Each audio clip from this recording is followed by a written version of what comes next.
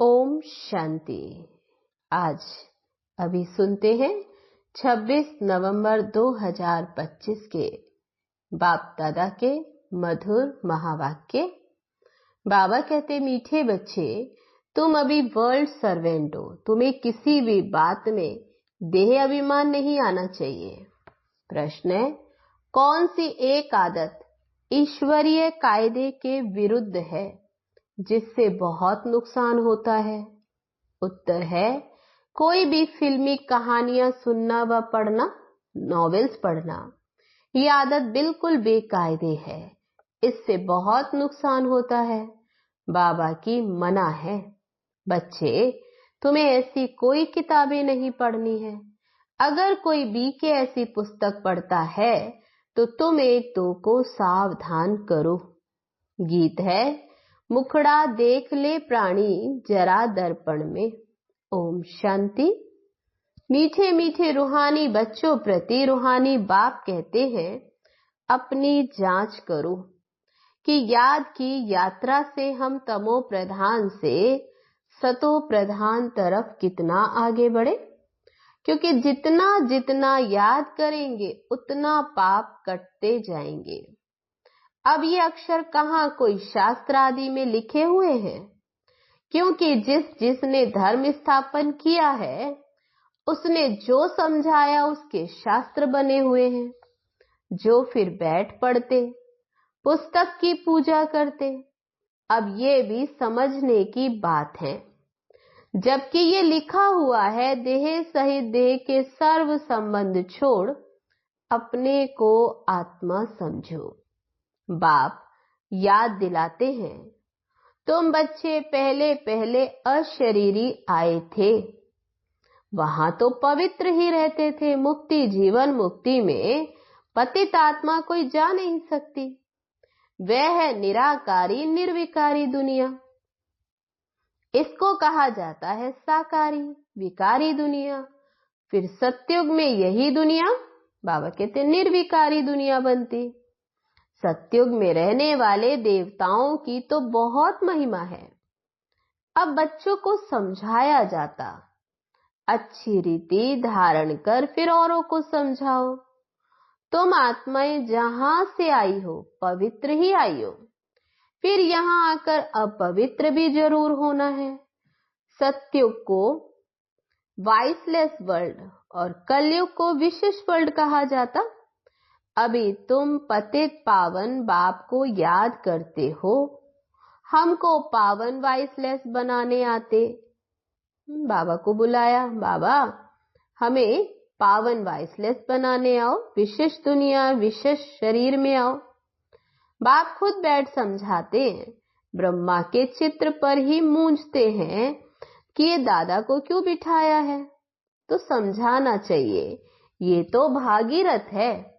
शिव भगवानुवाच है, ये रथ मैंने लिया है। तब शिव बाबा के ये महावाक्य हैं। बाबा कहते, बताना है, शिव भगवानुवाच है, ये रथ मैंने लोन लिया है, क्योंकि मुझे प्रकृति का आधार तो जरूर चाहिए, नहीं तो मैं तुमको पतित से पावन कैसे बनाऊं। रोज पढ़ाना भी जरूर है। अब बाप तुम बच्चों को कहते हैं, अपने को आत्मा समझ मामेकम याद करो। सभी आत्माओं को अपने बाप को याद करना। श्री कृष्ण को सभी आत्माओं का बाप नहीं कहेंगे, उनको तो अपना शरीर है। तो ये बाप बहुत सहज समझाते हैं। जब भी किसी को समझाओ तो बोलो, बाप कहते हैं तुम अशरीरी आए, अब अशरीरी बनकर जाना है। वहां से पवित्र आत्मा ही आती है। भल कल कोई आते भी तो भी पवित्र है। बाबा कहते, परम धाम से आत्मा जो भी शुरू में आएगी, अभी तो बाबा कहते भले अब अंत में भी आए तो भी वे पवित्र है, उनकी महिमा तो जरूर होगी। सन्यासी उदासी गृहस्थी जिनका नाम होता, जरूर उनका ये पहला जन्म है। उनको आना ही है धर्म स्थापन करने। जैसे बाबा गुरु नानक के लिए कहते, अब गुरु अक्षर भी कहना पड़ता, क्योंकि नानक नाम तो बहुतों का है ना। जब किसकी महिमा की जाती है तो उस मतलब से कहा जाता, ना कहें तो अच्छा नहीं है। बाबा कहते वास्तव में बच्चों को समझाया है, गुरु कोई भी है नहीं सिवाय एक के, जिसके नाम पर ही गाते सतगुरु अकाल मूरत। वे अकाल मूरत है, अर्थात जिसको काल ना खाए, वह तो आत्मा है। तब ये कहानियां बैठ बनाई हैं। फिल्मी कहानियों की किताब, नॉवेल्स आदि भी बहुत पढ़ते।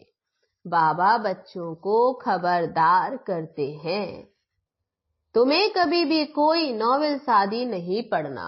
कोई कोई को आदत होती है। बाबा कहते यहाँ तो तुम सौभाग्यशाली बनते हो। अभी संगम युग पर बहुत ऊंच पद पाते हो, तो बाबा कहते अभी तुम बहुत सौभाग्यशाली बनते, कोई बीके भी नॉवेल्स पढ़ते। इसलिए बाबा सब बच्चों को कहते कभी भी किसको नॉवेल पढ़ता देखो तो झट उठाकर फाड़ दो। इसमें डरना नहीं कि हमको कोई श्राप ना देवे, गुस्सा ना हो, ऐसी कोई बात नहीं। तुम्हारा काम है एक दो को सावधान करना। फिल्म की कहानियां सुनना या पढ़ना बेकायदे है। बेकायदे कोई चलन है तो झट रिपोर्ट करनी चाहिए। नहीं सुधरेंगे कैसे? बाबा कहते नहीं करेंगे तो सुधरेंगे कैसे? अपना नुकसान करते रहेंगे। खुद में ही योग बल नहीं होगा तो यहाँ क्या बैठ सिखलाएंगे? बाबा की मना है। अगर फिर ऐसा काम करेंगे तो अंदर दिल जरूर खाती रहेगी, अपना नुकसान होगा। इसलिए कोई में भी कोई अवगुण देखते हो तो लिखना चाहिए। कोई बेकायदे चलन तो नहीं चलते, क्योंकि ब्राह्मण इस समय सर्वेंट है ना। बाबा भी कहते बच्चे नमस्ते, अर्थ सहित समझाते हैं। बच्चियां पढ़ाने वाली जो हैं उनमें देह अभिमान नहीं आना चाहिए। टीचर भी स्टूडेंट का सर्वेंट होता है ना। गवर्नमेंट आदि भी चिट्ठी लिखते, नीचे वे सही करेंगे, साइन करते, आई एम ओबीडियंट सर्वेंट, बिल्कुल सन्मुख नाम लिखेंगे। तो बाबा कहते साइन करते और अपना नाम लिखेंगे, बाकी क्लर्क लिखेगा अपने हाथ से। कभी अपनी बड़ाई नहीं लिखेंगे। आजकल गुरु तो अपने आप को आप ही श्री श्री लिख देते हैं। यहां भी कोई ऐसे हैं श्री फलाना लिख देते। वास्तव में ऐसे भी लिखना नहीं चाहिए। न फीमेल श्रीमती लिख सकती है। श्रीमत तब मिले जब श्री श्री स्वयं आकर मत देवे। तो बाबा कहते यहाँ पर कोई भी श्रीमान या श्रीमती नहीं। क्यों?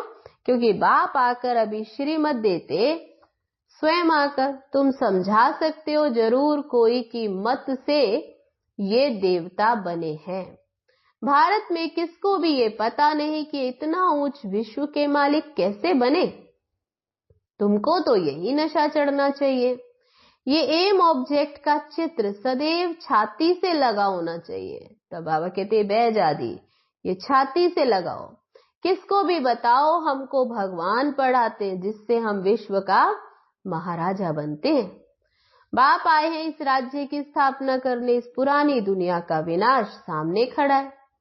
बाबा कहते तुम छोटी छोटी बच्चियां तोतली भाषा में किसको भी समझा सकते हो। बड़े बड़े सम्मेलन आदि होते, उनमें तुमको बुलाते। बाबा कहते चित्र तुम ले जाओ और बैठकर फिर समझाओ। भारत में फिर से इनों का राज्य स्थापन हो रहा है। कहाँ भी भारी सभा में तुम ये समझा सकते हो। सारा दिन सर्विस का ही नशा रहना चाहिए। भारत में इनका राज्य फिर से स्थापन हो रहा है। बाबा हमको राजयोग सिखला रहे हैं। शिव भगवानुवाच हे बच्चों, तुम अपने को आत्मा समझ मुझे याद करो तो तुम यह बन जाएंगे 21 पीढ़ी के लिए दैवी गुण भी धारण करने। अभी तो सबके आसुरी गुण है। श्रेष्ठ बनाने वाला तो एक ही श्री श्री शिव बाबा है। वही ऊंचते ऊंच बाप हमको पढ़ाते हैं। शिव भगवानुवाच मन मना भव। भागीरथ तो मशहूर है। भागीरथ को ही ब्रह्मा कहा जाता, जिसको महावीर भी कहते। यहाँ दिलवाड़ा मंदिर में बैठे हुए हैं ना, जैनी आदि तो मंदिर बनाने वाले जो वह कोई भी ये जानते थोड़े। तो बाबा कहते जिन्होंने ये मंदिर बनाया वह नहीं जानते। तुम छोटी छोटी बच्चियां कोई से भी विजिट ले सकती हो। अभी तुम बहुत श्रेष्ठ बन रहे हो। ये भारत की एम ऑब्जेक्ट है ना। कितना नशा चढ़ना चाहिए। यहाँ बाबा अच्छी रीति नशा चढ़ाते हैं। सब कहते हम तो लक्ष्मी नारायण बनेंगे, राम सीता बनने के लिए कोई भी हाथ नहीं उठाते। अभी तो तुम हो अहिंसक क्षत्रिय। तुम अहिंसक क्षत्रियों को कोई भी नहीं जानते। तब बाबा कहते तुम अभी अहिंसक योद्धे हो, लेकिन कोई जानते नहीं। ये तुम अभी समझते हो। गीता में भी अक्षर है मन मना भव, अपने को आत्मा समझो। ये तो समझने की बात है ना, और कोई भी समझ नहीं सकते। बाप बैठ बच्चों को शिक्षा देते, बच्चे आत्म अभिमानी बनो। ये आदत तुम्हारी फिर 21 जन्म के लिए चलती है। तुमको शिक्षा मिलती ही है ये 21 जन्मों के लिए। बाबा घड़ी घड़ी मूल बात समझाते। तो मूल बात अपने को आत्मा समझकर बैठो। परमात्मा बाप हम आत्माओं को बैठ समझाते हैं। बाबा कहते तुम घड़ी घड़ी दे अभिमान में आ जाते हो, फिर घर बार आदि याद आ जाता। ये होता भक्ति मार्ग में भी भक्ति करते करते बुद्धि और तरफ चली जाती। एक टिक सिर्फ नोदा भक्ति वाले ही बैठ सकते हैं। तब बाबा कहते एक टिक तो भक्ति में बैठते, जिसको तीव्र भक्ति कहा जाता। एकदम लवलीन हो जाते। तुम जैसे याद में बैठते हो तो कोई समय एकदम अशरीरी बन जाते हो। जो अच्छे बच्चे होंगे वही ऐसी अवस्था में बैठेंगे। देह का भान निकल जाएगा। अशरीरी हो उस मस्ती में बैठे रहेंगे। ये आदत पड़ जाएगी। सन्यासी है, तत्व ज्ञानी है, वह ब्रह्म ज्ञानी, वे कहते हम लीन हो जाएंगे। ये पुराना शरीर छोड़ ब्रह्म तत्व में लीन हो जाएंगे। बाबा कहते सबका अपना अपना धर्म है ना, कोई भी दूसरे धर्म को नहीं मानते। आदि सनातन देवी देवता धर्म वाले भी तमो प्रधान बन गए हैं। गीता का भगवान कब आया था, गीता का युग कब था, ये कोई भी नहीं जानते। तुम जानते हो। इस संगम युग पर बाप आकर राजयोग सिखलाते हैं। बाबा कहते तुम ही जानते हो कि अभी बाप आकर ये राजयोग सिखलाते, तमो प्रधान से सतो प्रधान बनाते। ये भारत की ही बात है। अनेक धर्म भी थे तो जरूर। गायन है एक धर्म की स्थापना और अनेक धर्मों का विनाश। सतयुग में था एक धर्म, अभी कलयुग में है अनेक धर्म। फिर से एक धर्म की स्थापना होती। एक धर्म था, अभी नहीं है। बाकी सब खड़े, तब इस समय बाकी सब धर्म है। बड़ के झाड़ का मिसाल भी बिल्कुल ठीक है। फाउंडेशन है नहीं, बाकी सारा झाड़ खड़ा है। बाबा कहते वैसे इसमें भी जैसे वो झाड़, तब बाबा कहते वैसे इसमें भी देवी देवता धर्म है नहीं, बाकी ये सारा झाड़ खड़ा है। माना सभी धर्म है। आदि सनातन देवी देवता धर्म जो तना था वह अभी प्राय लोप हो गया। फिर से बाप आकर स्थापना करते। बाकी इतने सब धर्म तो पीछे आए। फिर ये चक्र को रिपीट तो जरूर करना है। अर्थात पुरानी दुनिया से फिर नई दुनिया होनी है। नई दुनिया में इन्हों का राज्य था। बाबा कहते तुम्हारे पास बड़े चित्र भी हैं तो छोटे भी। बड़े चित्र होंगी तो देखकर पूछेंगे ये क्या उठाया है। बोलो हमने वह चीज उठाई है। बाबा कहते चित्र बड़े बड़े रखो अपने पास। तो पूछते अच्छा ये क्या उठाया है, तो बोलो हमने वह चीज उठाई जिससे मनुष्य बेगर टू प्रिंस बन जाए। दिल में बड़ा उमंग और बड़ी खुशी रहनी चाहिए। हम आत्माएं भगवान के बच्चे हैं। आत्माओं को भगवान पढ़ाते हैं। बाबा हमको नैनों पर बिठाकर ले जाएंगे। इस छीछी दुनिया में तो हमको रहने का नहीं है। आगे चल त्राही त्राही करेंगे, बात मत पूछो। करोड़ों मनुष्य मरते, बाबा कहते हैं तो तुम बच्चों की बुद्धि में है कि हम इन आंखों से जो देखते हैं ये कुछ भी रहना नहीं है। यहाँ तो मनुष्य हैं कांटों मिसल, सत्युग है फूलों का बगीचा, फिर हमारे नैन ही ठंडे हो जाएंगे। बगीचे में जाने से नैन ठंडे शीतल हो जाते हैं ना। तो तुम अभी पद्मा पदम भाग्यशाली बन रहे हो।